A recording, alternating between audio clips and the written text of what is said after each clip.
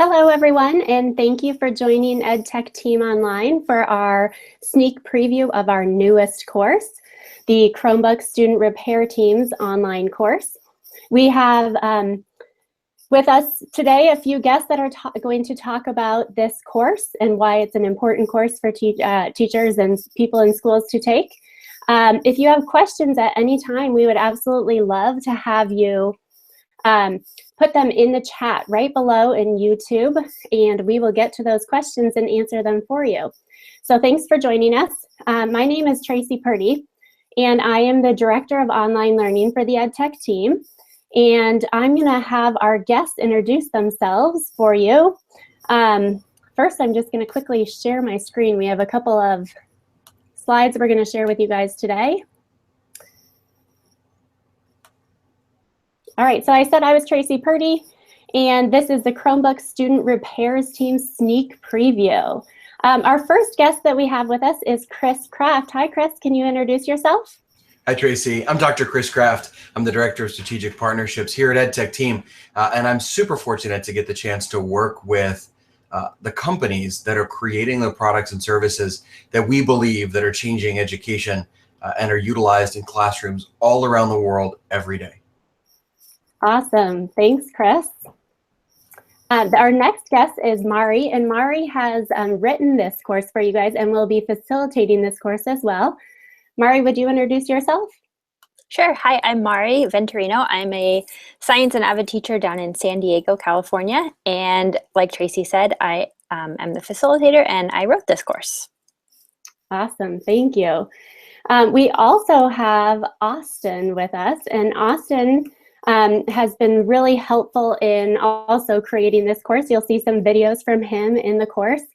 And Austin, would you mind introducing yourself? Yeah, so I'm Austin Halp, and I am the Director of Curriculum and Technology at Ash Grove School District in Southwest Missouri, and I've had the privilege to be able to do a student help desk at the high school level, and it was fun to be able to share my experiences with Mari and kind of see how she'd incorporate some of those into her class. Fantastic. Wonderful. Well, so glad to have these guests with us. As we go through this course. Another thing that I would love to point out to you guys is that ChromebookParts.com has sponsored this course, and we'll talk about this a little bit later. They're going to be, for the first 50 people who sign up for the course, they'll be giving $100 off, and the first 50 people who complete the course will get a $50 gift card from ChromebookParts.com to start this. Chris, could you tell us a little bit more about ChromebookParts.com? This is a really exciting partnership. I got a chance to meet Shane Johnson and his team from ChromebookParts.com. They're based right here in the United States, right in the Minnesota, the Twin Cities area, and just absolute salt of the earth kind of people. And what's so important about this partnership is not that we just have found a company that sells parts for Chromebooks, although that's certainly really critical. But the reality is that we're coming together to increase student agency. And that's what's really exciting about this, because as schools and school districts are moving to the idea of empowering their kids, our mission and vision at EdTechTeam is to inspire and empower. And that's exactly what we want this course to do, is inspire and empower kids so that all over the place, they're the ones that are fixing the devices that are broken accidentally or just fail. And they're doing that by getting parts from right here in the States. They're leveraging the power of student repair teams to do the fixing, and it'll completely change the culture and save a whole bunch of money. So we're excited to be partnering with ChromebookParts.com on this course, on this really new initiative that we feel like is gonna increase student agency a lot. Awesome, Chris. That's exactly what I was going to say as we start talking a little bit about the introduction here. So this is a course for teachers or admin, or it could be any tech person in your school, anybody who's interested in starting some kind of Chromebook repair team or club. And it really is all about student agency, getting your students to fix these devices. And you guys are going to hear a lot of the benefits of creating these Chromebook student repair teams for your school. So we'll go ahead and get started. And here, just Mari, I was hoping you could share the main focus of this course. So when teachers are going to take this course or educators are going to take this course, what is the main focus? Sure. So like Crafty said, the main focus is building student agency. So giving students the opportunity to take ownership of the devices at their school or in their district. And, we see that when students do this, that there's less breakages because they know that if they break their device, their friend has to fix it rather than someone else on the outside. And overall, pulling in parts from Chromebook Parts and having students fix it will save the school time and money because the repairs are done in-house. And so in this course, it's really focusing on giving the whys of why this would be beneficial for the school or district, and then also the hows and the implementation of a Chromebook student repair team. Awesome, fantastic. So thinking about that, what are some of the ways that people can get started with a Chromebook student repair team? Austin, can you jump in here and share a little bit? Yeah, absolutely. So spring of 2016, our district was looking at going one-to-one with Chromebooks. And so I threw out a crazy idea to my superintendent and principal, because I was a high school social studies teacher at the time. And I was like, hey, what if we had a student help desk? And surprisingly, they let me do it. And it's been awesome. So last year was our first year doing it. And in a nutshell, it set up a couple class periods of limited number of kids. And they had the objective of helping teachers kind of PD wise, but then also starting to repair the Chromebooks. And it was amazing to be able to see just their willingness to try to figure things out in a respectful, professional way. And so we really didn't start repairing any till second semester. But my kids got really good, because some of the kids would be like, well, I was kind of the keyboard repair specialist. I was the top hinge, replacement specialist. And we were able to figure out from all of this, basically, that these kids have a lot of skills that we just weren't prepared for. They were much more computer savvy than I thought they would be. And so now we're in our second year with it, and I've narrowed down the number of kids because we didn't need quite as many. So to where this year we only have 4 kids, whereas last year I had a total of 12 kids. So just kind of in that refinement process, but it's still been neat, and it's been a huge savings for us as a school district as well. Awesome. Austin, what age level are you again? I'm now, I have this at the high school level. Okay, because in the chat, someone was asking a little bit about middle schoolers, and what age do you guys think is the best age for doing this? Well, I know that Mari has middle school students, and they're not in the repair stage yet. We, at our school district, we went ahead and chose the juniors and seniors just because a little bit more flexibility. But there are various middle school kids that I would strongly consider having repair options. We just really aren't in that place yet because of my schedule as now Director of Curriculum and Technology. So I definitely think that middle school kids would be capable of it. They would just have a lot more oversight than we're able to give them here at Ash Grove specifically. Awesome.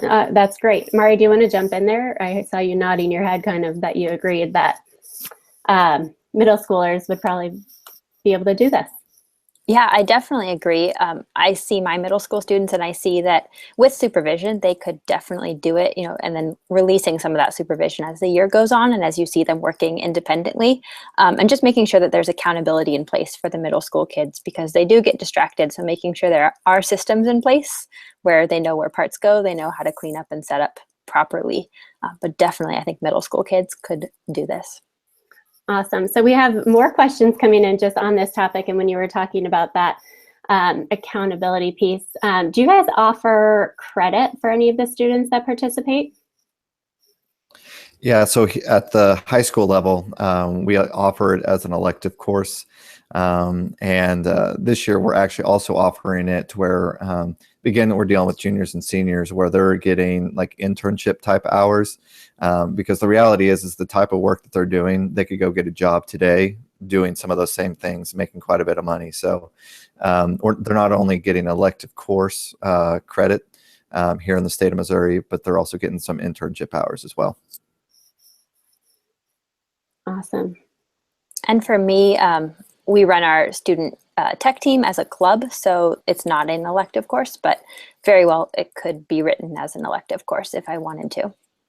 So Mari, when you're saying it's a club, is it an after-school club, a lunch club? Is it a release period? And I know that there's no right answer necessarily for this, but people are just curious when the students do the repair. Right. Since we're not in the repair stage right now, I do run a lunch club, but with an increased demand and repairs, it would probably have to be an after-school or before-school activity. Great. Wonderful. Well, let's move on to the next question. So Mari, I was hoping that you could, I skipped a question here, or Austin, sorry, that you could share why this course is important for educators. Why should they take this? Why is a Chromebook student repair team something that schools should have? So, I think Crafty was talking about the student agency, and that's kind of what I'm going to end with on this part of it. But I'm going to talk about it now as my position as Director of Curriculum and Technology. Because of that, having that student help desk and various other things. Our budget at Ash Grove, we're a small 700 kids K-12 school here in Missouri. Our budget for computer repairs is about $4,000. And by having these students repair the Chromebooks, we've been able to save, I project last year, based upon a $50 an hour third party doing the repairs, we've saved our school district about $5,000 by having the students repair them, as opposed to sending them out to a third party, because we didn't even have a director of technology last year. And so that was huge savings. I don't know that we truly could be a one-to-one school district without having the student help desk. Now, to get to the student agency part of it, these kids, as I pointed out earlier, are getting these life skills that are jobs that are in demand today. And the experience is not only in terms of learning, because I had them do professional development type stuff for teachers as well, just their ability to learn problem solving, isolating, okay, well, is it the motherboard or is it the LCD wire? And then problem solving to figure out what the true issues are. And at the business side of it, how do we make sure that we're not spending too much money repairing things that aren't broken, which is, again, part of that problem solving situation. And Austin, really quick, just for context, could you say how big your school and district are and how many devices you're serving? Yeah, great question. So we have, like I said, 700 kids, K-12, and then we have 775 Chromebooks, give or take, and about 100 iPads. And so at the high school level, we send the Chromebooks home. At the junior high and downward, they do a check-in, check-out every day at school in their homeroom or whatever it might be. So it's only our high school kids who are taking them home. So. Fantastic. So we have a few more. I want to dive into a couple of these questions before we go on that are coming in as well. We have somebody asking, so the students don't have to be certified by any outside tech companies to be able to fix the devices, correct? Correct. And so, which kind of goes back to my story. So first semester last year, we had just bought all these Chromebooks, and we were under warranty. And so one example of a problem we were having is the screen was really dim and we couldn't figure out what it was. So I didn't want to break the warranty. So we were sending it back, and this also goes back to how we were able to save some money. And it was costing us $40 a pop to send them back for warranty repairs. Well, I would get the tickets back from the warranty repairs, and it said LCD wire problem. So after a couple times, my superintendent sends me an email and says, hey, we're going to run out of budget pretty quickly if you keep doing this. So figure out how to fix it. And sure enough, all the issue was just we needed to plug the wire back in because it had gotten loose. And how we figured that out was because one of my kids goes, well, hey, why don't we just take one apart and see?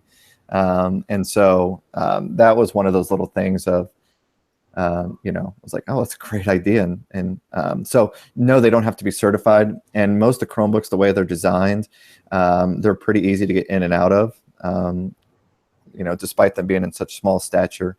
And so these kids were able to figure out pretty quickly. Can I say one other quick something about certification?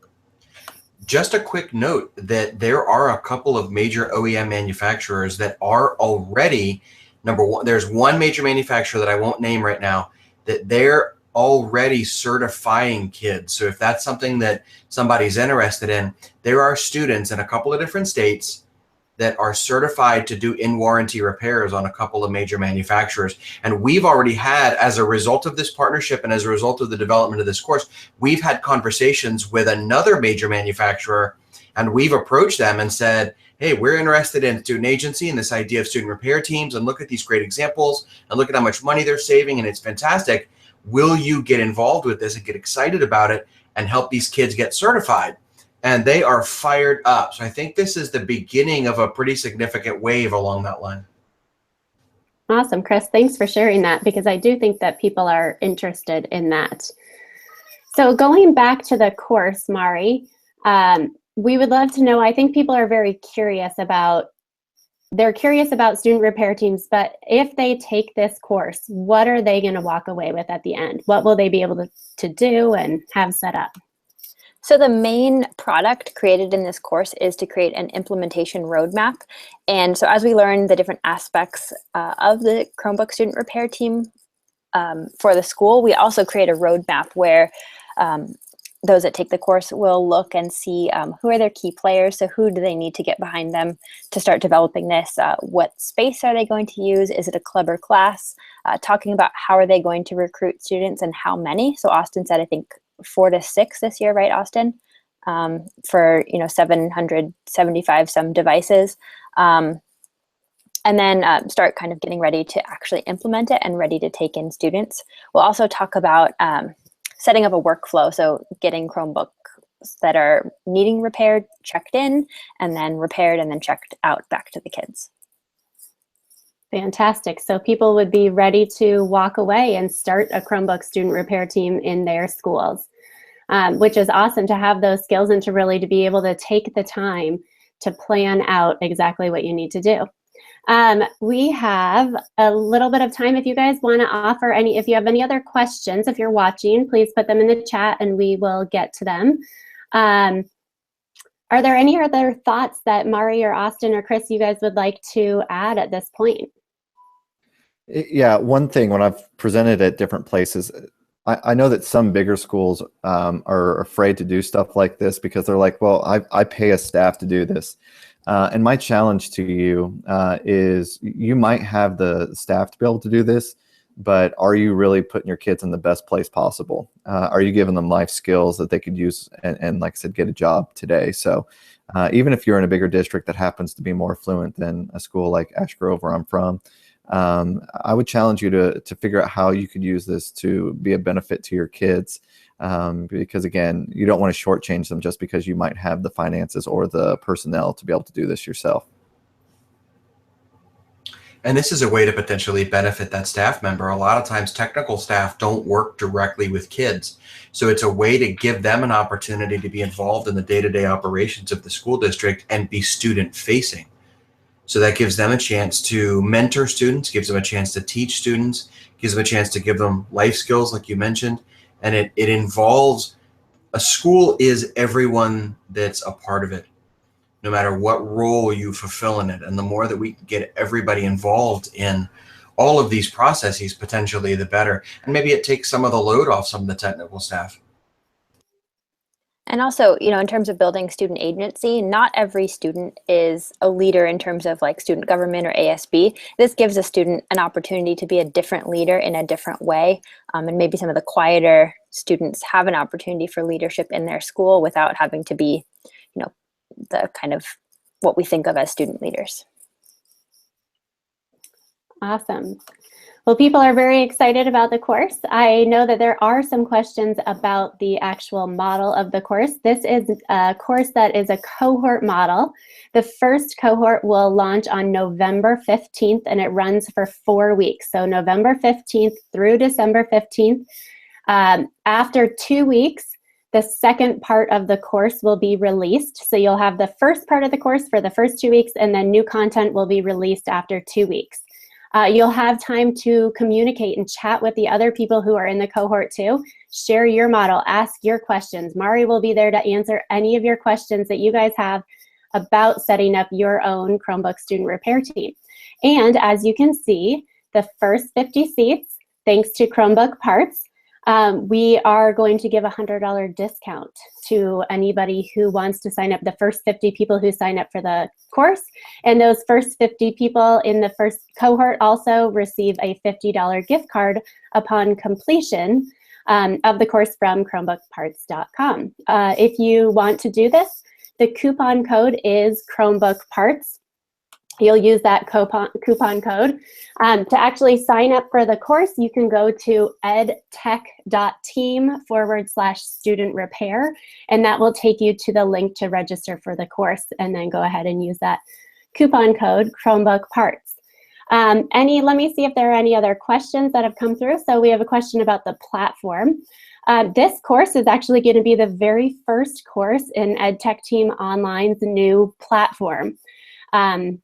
So you'll get to experience our new platform. It is an LMS, and we're really excited about it. So you can get a sneak preview of our new platform that all of our other courses are being transferred to as well. Any other questions? Let's see if there's, let me run back through these really quickly.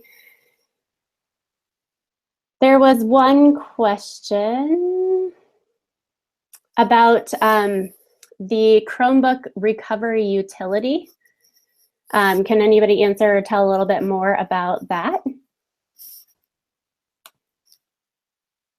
I'm assuming they're asking about whenever there's a damaged OS. Is that what the question? Yep.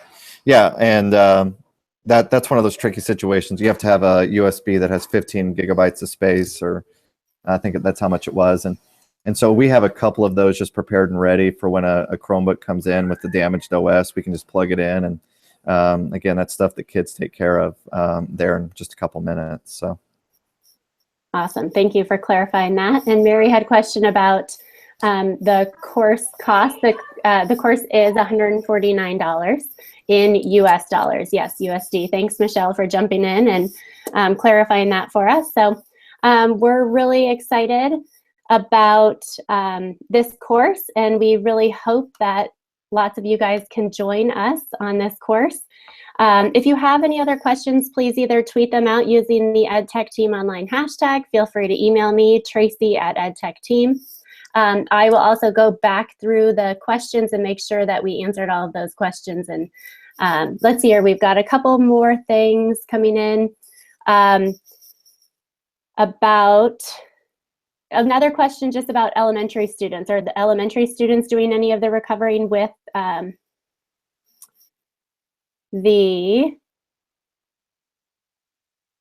I can't remember. Are the elementary students doing any of the Chromebook recovery utility? At my school, now in my district level position, I do not with any yet at the K3.